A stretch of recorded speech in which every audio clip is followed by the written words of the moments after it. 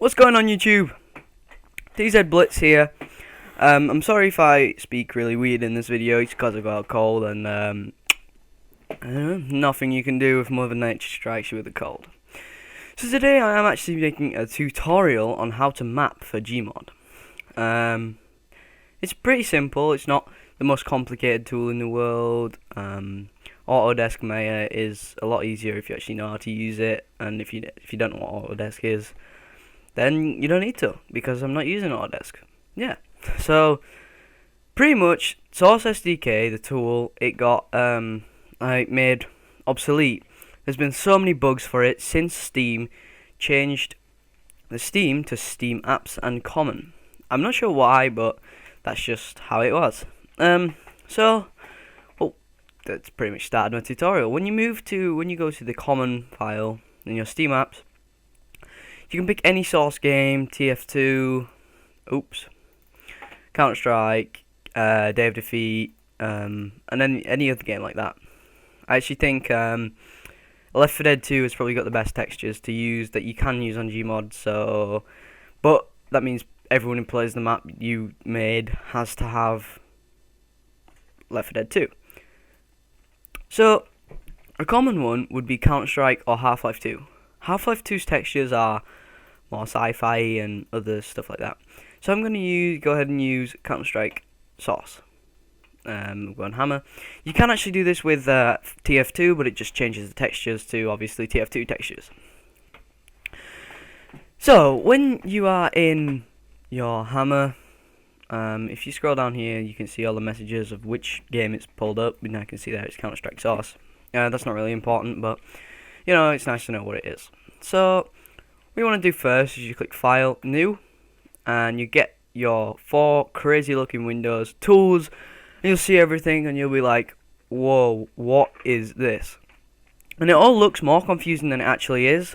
Like, it's not actually that too confusing. One thing I want to go into before I start anything is you can make life so much easier for you if you follow my setup settings.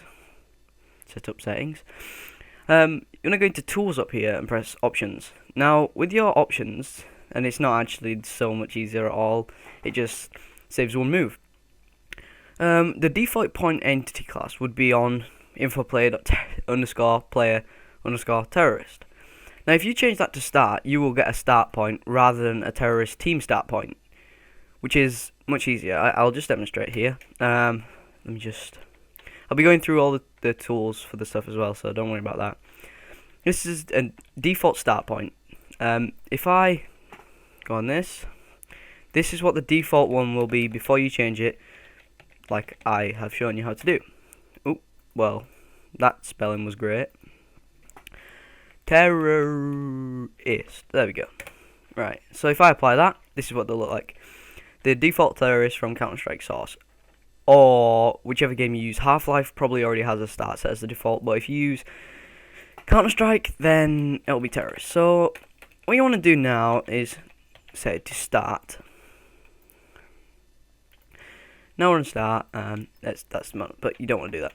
So this point here, I'm just gonna go through it. This is called the origin point. The origin point is in the middle here. This little middle section here is the origin point.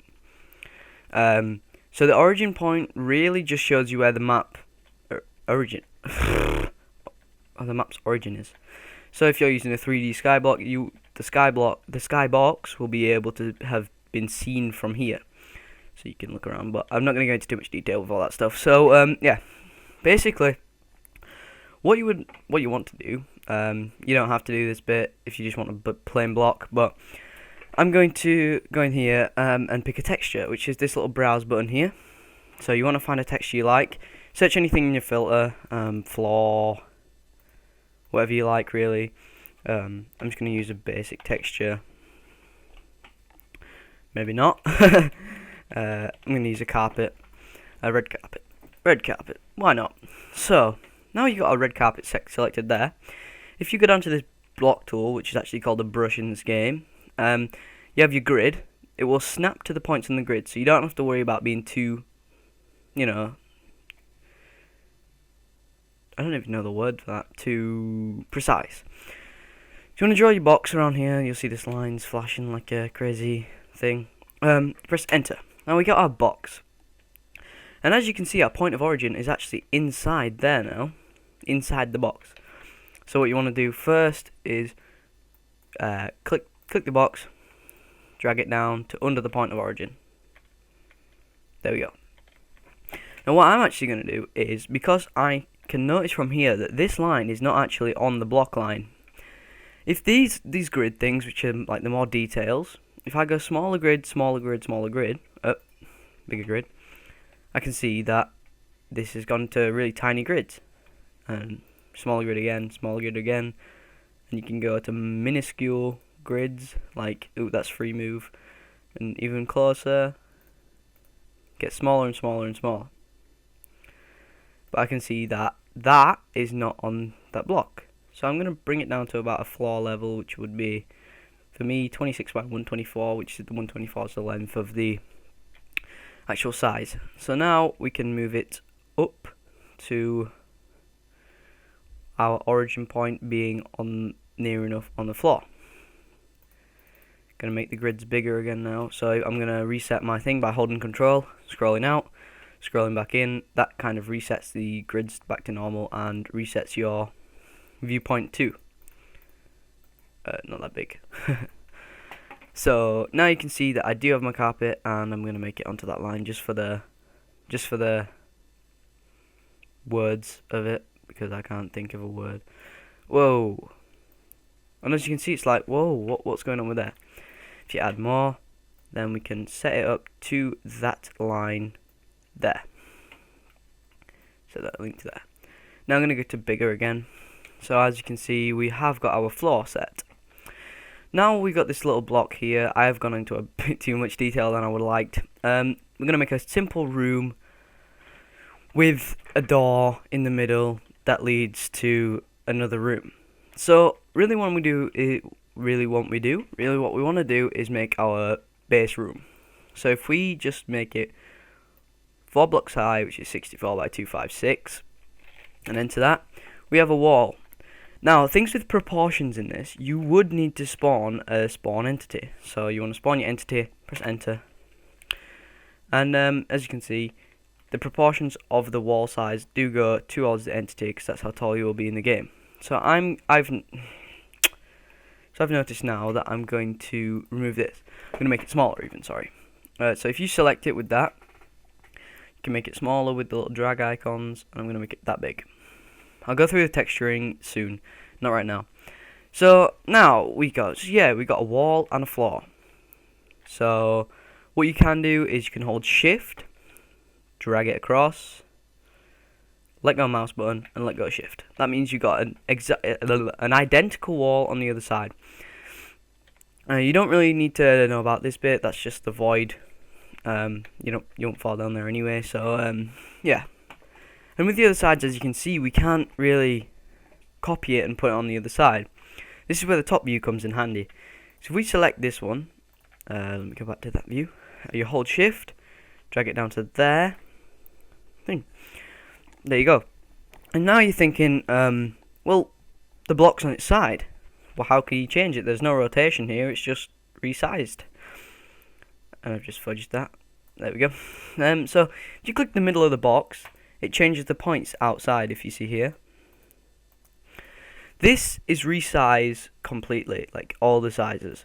This is rotate, which I'm just going to rotate it to the right way. That's rotate. There is also this one, which is just the skew of it. Like if you want to make a sideways wall or something, you can.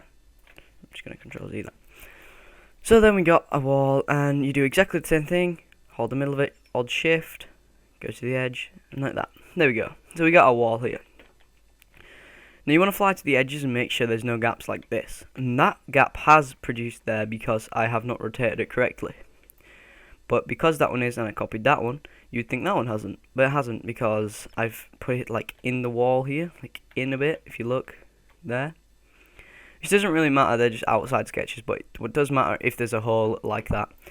So we're just going to rotate that to be flat against the thing. Drag it up one. There we go. Now it's perfect against the wall. Now, as you can see, we have like a bowl kind of thing here. So to make the roof, we just want to click this middle box, which is usually the bottom floor. You hold shift like we would, drag it to the where you want the roof, and let go. Now if we go in now, you'll see that we are a guy in. The roof is fairly high, which you can just lower it if you would like, but there we go. So now we got our room and our spawn point and stuff. So we're gonna make a separate room inside. Now this is where the 3D comes in handy, because if you make a box on here, it's like, where's it gone? And it automatically comes the top layer, like in the top layer. So say I want a wall, so I'll press enter here and I'll get this box. Now you can see here, this is where the top and the side view come in handy again. You can move it in, you want to go to your select tool and you can move it inside. Also, if you can't see the textures, I remembered this from a forum somewhere. You click camera, 3D shaded textured polygons. Then you'll be able to see the textures. Because sometimes, I don't know why, it just sometimes doesn't let people. Now we have this box here. It's quite hard to see. So I'm going to select it, click this. I'm not going to go into too much detail with the texturing yet. I'll do that at the end. Pick a different texture. I'm just going to go with the green carpet or whatever. So it's easier to, so it stands out from the rest of it. Now when you select it, say I want a room across, maybe, let me just get the line straight, there we go. On a room, askew, sorry about that. This one, you want a room straight across there. And to that one, there. But no, because I want a wall as well as a room. So now if I go shift, drag it up there to there, I'll get this one and drag to there. So really you do need to have the gap where you want the door, and I'm going to show you how to make a door in a minute. But what can you do? They're floating. You could crouch under there if you was this guy, but there's supposed to be a door. Why is it floating? So what you can do now is drag this down to the floor, and we have a doorway-ish. So if we grab this now and we shift and we just make a new one like there, and as you can see it's big. So you want to click this, make it one block smaller, drag it up and above that one, and now it's above that one. You want to click there and drag it all the way across. There we go. Now we have a doorway, proper doorway. It's a secret room in here. So so this is pretty much the basics of the mapping. I'm gonna tell you how to add a door or an entity now. So with an entity like this, it should be the default spawn entity what you get, which is a start point there, and it's got its own origin because it's a start point. So yeah, what you want to do is you want to go into your select tool, double click him to make a door. Just type in prop underscore door underscore rotating, or you can search for it through this drop down menu here.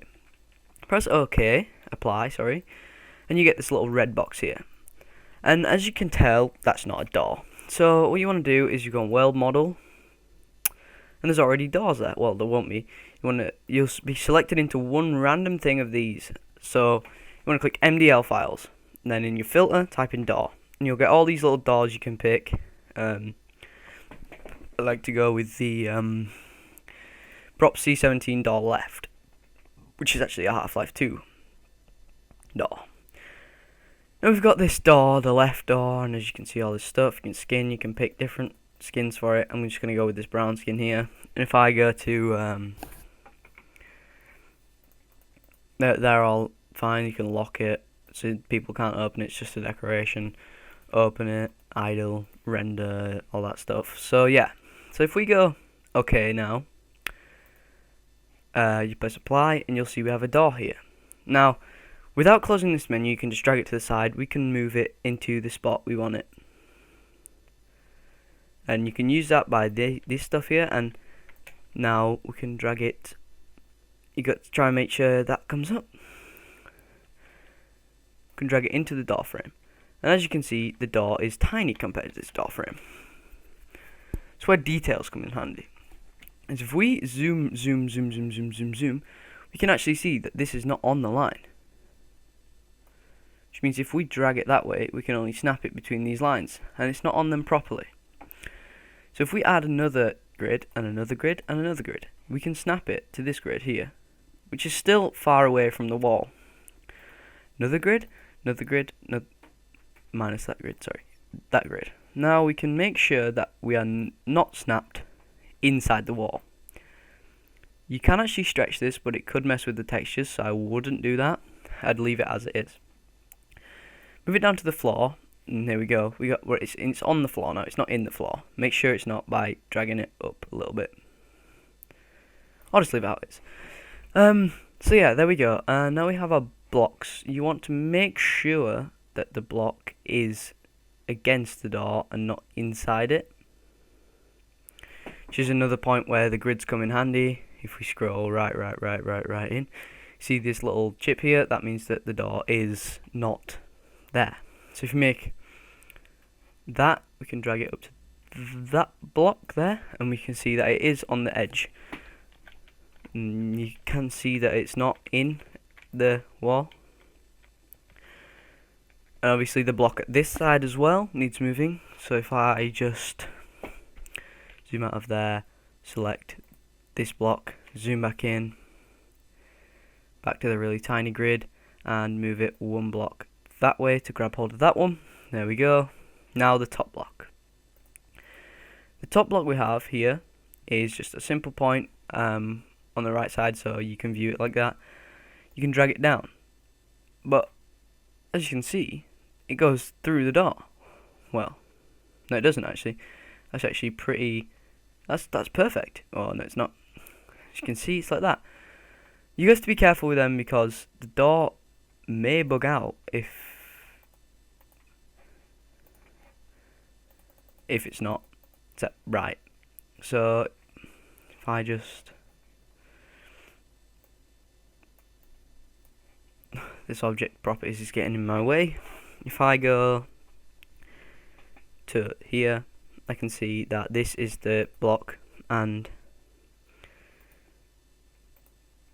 the top block would be that one there.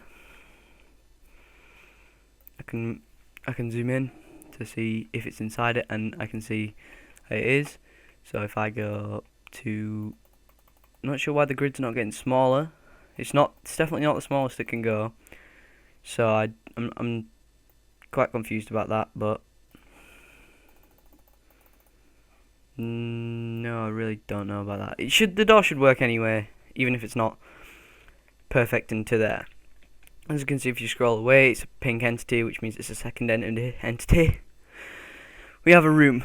If you don't want the walls to be that thick like a Minecraft block, you can mess around with all of the blocks. If I'm going to set them all back to the same viewing distance now, if I zoom all the way out and zoom all the way back in, holding control,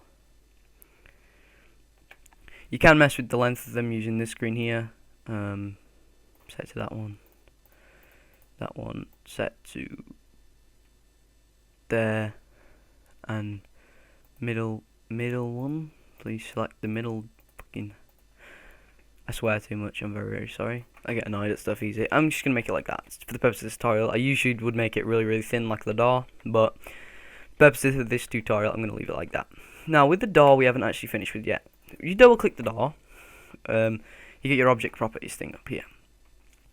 You can change a lot of the stuff in here: name, parents, skins, world scale, disable shadow, slave name, and stuff like this. The hinge axis and stuff. So the speed, rotation distance, hardware type, lever, which means you press E on it rather than just run into it. But yeah, open both directions or something. You can set it to that. Lock sound, unlock sound. They're all the same. They're all the same. What am I talking about? They're all editable for this model. Now if we can see these tabs up here, See flags. Use closes. Door silent to NPCs. Does not allow NPCs. Ignore player.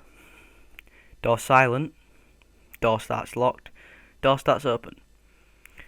We don't really need any of them. Sometimes you can use them on like walk into to open, which are the flags, which are like the inputs and outputs really, but the flags. So now we got a door here. Press apply. Let's say we want a prize in this room. I don't know, maybe like a prop that looks like, yeah, you've done it. So if we got entities, make a new entity here, click, double click it. This is just how to make props really. It was a really stupid example, but you can go prop underscore static. When you see this, and press apply, and it turns into another red box. World model. You can pick any prop you want. I'm just gonna go with like let's think Betch. That wouldn't come out right. I can't spell. Oh, I thought there would be like a beach ball or something. C17, any of these props, C, all that stuff. Get rid of that.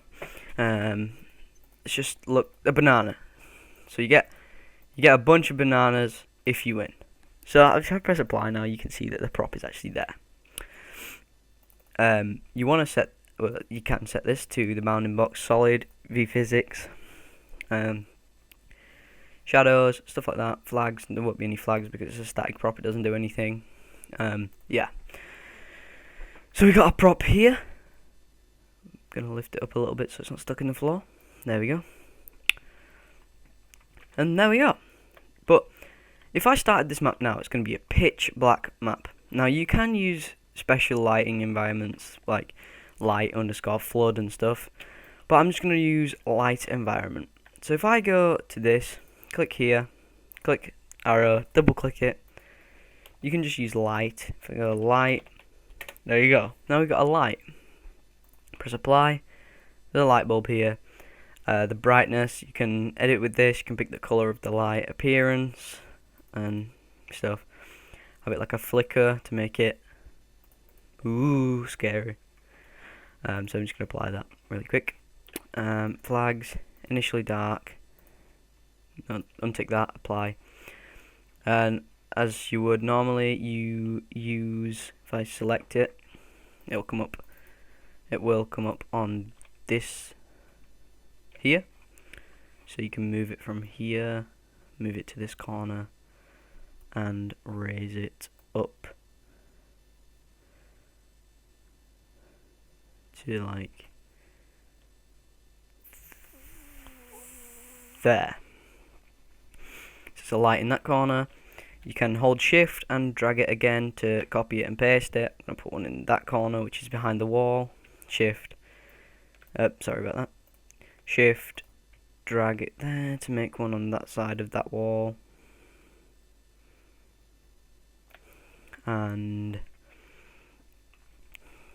shift on that one, shift and drag that one to make it there, shift and drag it. Not sure why it went away from that corner. So there's one in each corner now, and you can see that by looking around. You see these little light bulb things. Okay, so now we got a light, we have bananas here, we have a door. But it all looks stupid, green and red. That's not a normal texture for this world. We're going to texture this up a little bit. Now if we click the select tool and you click like the floor, you can go to texture block here. And now we can press browse and filter stuff. So if I type in floor, it'll come up with floors, like tiles, etc. So I'm just going to pick this tile one here, and then press apply, and it comes on the floor. There we go. We have a tile here. So that's pretty much how you texture every block. You can use the texture tool to select each different face separately if you would like. But this select tool just selects the full block to texture. So I'm going to find a good wall texture here. So if I just click the texture tool, browse, type in wall, and it'll come up with these blocks. Now I don't like don't use your mouse wheel to scroll because it scrolls for you recently. Wall.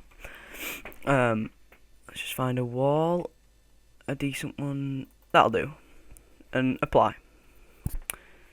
But oh no, I'll tell you how to fix that in a second. If you hold Control and click every wall you want to change to that texture, then they will like change them all. So now if I go browse, find the same texture again, there we go, apply. But what's with that? They've gone funny, haven't they? So what you can do now, after they've all selected, if you select them all, they've all been selected, you can press fit, and it will fit it really dodgily. So you can change the scale of it to make it look a little bit more natural, like that. So you just mess about with the scale, the shift, the fit. But if you press fit on the justify, it should fit it to the block that you're trying to. Ooh, I thought, yep. Yeah, you just notice there's sometimes like gaps like that, but they're not too like killer for your map. Oh, well that's gone a bit funny. There we go. You can just move it down so it looks like fine. Now on this side we can do exactly the same. If we control click, hold space, control click. I haven't actually told you about the cameras yet because I'm an idiot. But the hotkeys for the camera is to look around with the WASD keys. You can use your arrow keys to look like that, or you can hold space, click, and use your mouse to look around. Sorry for not telling you at the start. This is my first tutorial. If there's anything really bad about it, I do apologize because I'm not used to like doing tutorials, and I don't like putting my voice on the internet. I hate my voice. It's horrible. So let's do this one. Apply, and you see they've gone dodgy again. Fit, funny, boom, boom, boom, boom, boom, boom, boom. Wait, gone the wrong way this time. There, probably. There. Fit it like that. That looks alright. Doesn't look perfect. Top block here. Boom, boom, boom, boom. Wrong one. There we go. Oh, there we go. Now it's selected and it's fit with the wall. So we've got our. What's wrong with you? Why are you so angry? God. We've got our wall set, and now we got a roof. So we just pick exactly the same. Browse for a roof. One. Just do like that one. Like a. Ugh, that's horrible. If you type in roof here, it wouldn't work as well because it comes up with like the tiles for the roofs and stuff. But if we can type maybe plaster, which you can have on your roof, plaster, just pick like a white plaster or something, and that looks fine. So now we have our room, our prize, our light setup, our door, our walls all textured, and our start point. I don't like that start point. I'm just gonna click him. I'm gonna rotate him because he's in a dodgy place. There we go. Move him to that corner. And one more thing with your entities, make sure they're not on the floor because they do get stuck. I don't know why it's like that, but obviously if you just want him minutely off the floor, you can scroll right into him, and to see that he's not actually on the floor here. He's off the floor. I'd raise him another block just in case. Still not noticeable, like unless you fly really close, it's not noticeable, and you're going to drop onto the floor anyway when you spawn. So now we've got our 2 rooms set up, our lights, our roof, our void. All we really need now, you wouldn't really need it on a block like this if you're making an indoor map, but it's always the safest thing to do. Make a sky block. Now as you would make a block, you need to drag over the whole structure though, this time. Drag over the whole structure. Make sure it's even on each side. Well, you don't have to, but it's a bugbear for me. I love making stuff even. Make sure it's above by however many blocks you made the corners by. So mine would be 4. And below the bottom one by 4. or whatever you would like your skyblock to be. And as you would know, if I press enter now, it's made a block, which inside is actually inside the block. So that doesn't work too well because you'd be inside the skyblock and you wouldn't be able to move. So really what you need to do now is, with your block selected, you want to go to tools, make hollow. Do not set it to 32 because that makes the thick wall. If you put -1.6, it actually makes it bigger by a 1/16 of a block, and it does make it hollow as well. So as you can see, this is just a big hollow room now. To make it a sky block, so you can't get past it, but it just looks like the sky, click the select tool, select your whole block. Why is that only selected top box? Select every part of your block. Not sure why it's doing this, but you know, select each and every part of the block. This is a fiddly job actually because it doesn't, when you like, so if I control Z it to set it back to one block,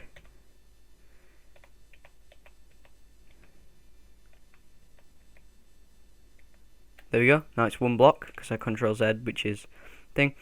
You want to change the texture here, well it's one block, or it will go dodgy like mine did. So you go browse, you can just type in skybox.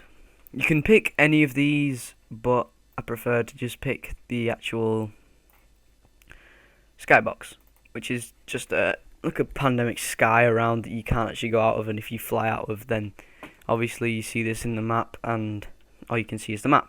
So now click that, click texture, browse, find it, double click it, apply. Now it goes all dodgy like this, skybox, skybox, skybox, skybox. Now this is the time when you need to click it, click the box, tools, make hollow, -16. Okay, now we have a hollow skybox here with our map inside and our bananas for the prize. So now this map is practically finished because it's not an advanced map, it's literally just for my tutorial purpose. I'm going to show you how to save it and compile it to put it in the game. Now you can test it on Gary's Counter-Strike if you would like, but it's not recommended really. So what you need to do is Control S, which is a save. These are some of my crappy maps that I saved, which are the VMF files, Valve map files. Save it as whatever you want. I'm going to call mine Teach. I don't know why. Teach. Mine's called Teach. So there we go. Now as you would like, now you can see that it's saved. So the compilation to run the map would be here. Now you want to make sure all these are set to normal. You want HDR ticked, and you want don't run the game after compiling. That's an important part if you want to run it in Gary's mod. Very important. So when you press OK, it'll start compiling the map. You don't want to make it too big or the compiling fails and it says the files aren't recommended, but since it's executing, copy file parameters and that stuff. And so if we go back to our Counter-Strike file right here and we go to our C-Strike maps, you'll find your map in here as Teach BSP. Now this is the part where you need two file explorers open. You need to find your Steam file, Steam apps, common, Gary's mod, Gary's mod maps. Gary's mod maps only run through the BSP files. They're practically the only files that it runs. So if I put Teach BSP in there, if I put Teach BSP in there, which is the file map, we can now test the map. So I'm going to pause the video here and go into game to show you the map in testing. Okay guys, now we're in the game. Yay. Alright. You can't actually click single player and go to your map, although I could because I can. You won't be able to go to it there. So what you can do, what you do really, you open your console. If you can't open your console, go options. advanced, enable developer console, okay, apply, okay. And it's the key underneath escape, the one with like the sideways L, the apostrophe and the line on it. And this one will come up. So really, the way you could join your map is go type map space your map name. So mine would just be teach. And if I press enter, it will load my map. Okay, now as you can see, we are in the game and lights are flickering because I put the spooky environment on it. Although the lights look really annoying because I didn't use the floodlights. You can actually put sound on so it's ambient, and you see it's got a door handle and it's actually a bit away from the wall there. But yeah, as you can see the flickery lights, the floor, and it's all crazy and scary. Ooh, we have a door. Oh, I don't want to go through. And as you go through, you can see that the banana has fallen through the map. GG, Lewis. Great tutorial. But at least everything else works. The door works fine. The textures all work fine. The lights work fine. Just the bananas fell through the map. God damn. Okay, you know what I'm gonna do.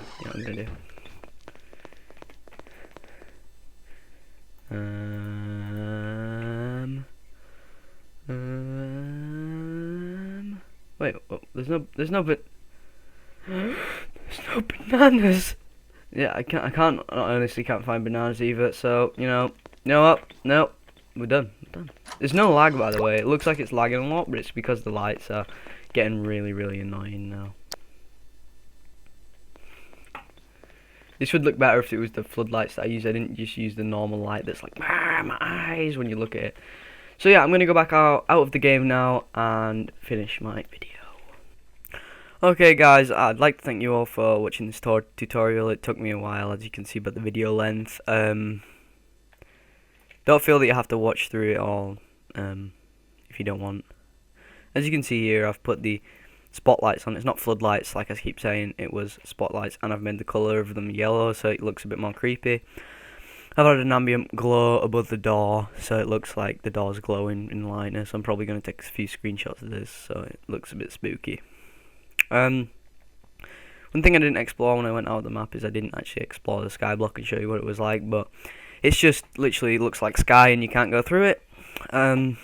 So yeah, thank you a lot for watching this tutorial. I hope you like, subscribe and comment, and if you got any problems just add me on Skype. It's it'll be in the description, or just comment and I'll reply to it. And yeah, I'll probably do an extra tutorial on like how to make roads, curbs and other things like that. Although I'm not a master of it myself, my maps are usually pretty shabby like this. But it's not exactly shabby. This is a really good map for your first map if you were going to make this. And I just noticed that texture isn't... Wait, no one can see it though. Yeah. So I recommend using spotlights instead to make the lighting more ambient. But yeah. So thank you all for watching this tutorial, and that is TZ Blitz out.